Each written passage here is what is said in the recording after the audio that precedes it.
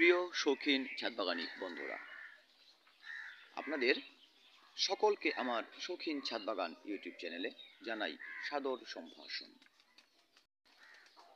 প্রিয় ভিউয়ার্স,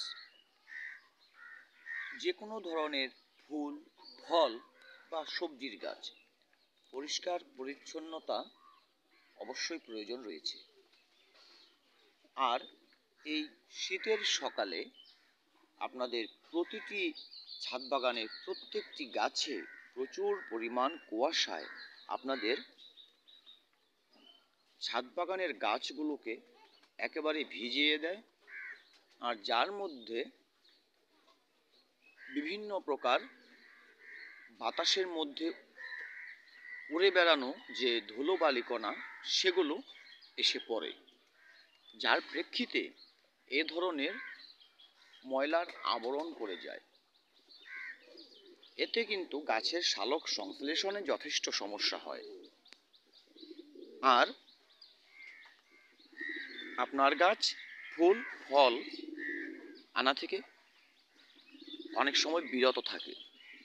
প্রিয় ভিউয়ার্স, আপনাদের প্রত্যেকের ছাদ বাগানে বিশেষ করে এই শীতের মৌসুমে জানুয়ারি ফেব্রুয়ারি মাসে আপনারা ভালো করে জল স্প্রে করে দিয়ে, একটু সজোরে স্প্রে করতে পারলে ভালো হয়, একটু সজোরে স্প্রে করে দিয়ে আপনাদের ছাদ বাগানের সৌন্দর্যতা বজায় রাখবেন এবং গাছকে সালোক সংশ্লেষ করতে সহায়তা করবেন।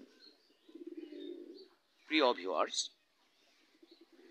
আপনাদের ছাদ বাগানে যেমন ফুল গাছগুলো ফুল ছোট দেবে বা কম দেবে, ঠিক তেমনি সবজি গাছেও দেখবেন গাছগুলো ময়লার আবরণ পড়ে থাকলে বৃদ্ধি হতে চায় না।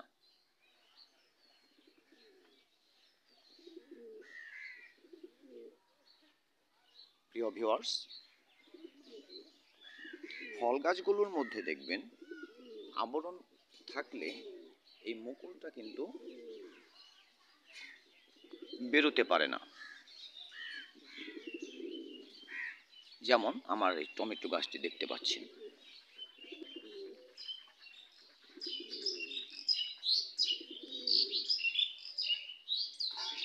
এখানে প্রচুর ফুল রয়েছে, টমেটো এসে গেছে অনেক, কিন্তু কোনো ময়লা নেই, কারণ আমি পরিষ্কার পরিচ্ছন্ন রাখার চেষ্টা করি।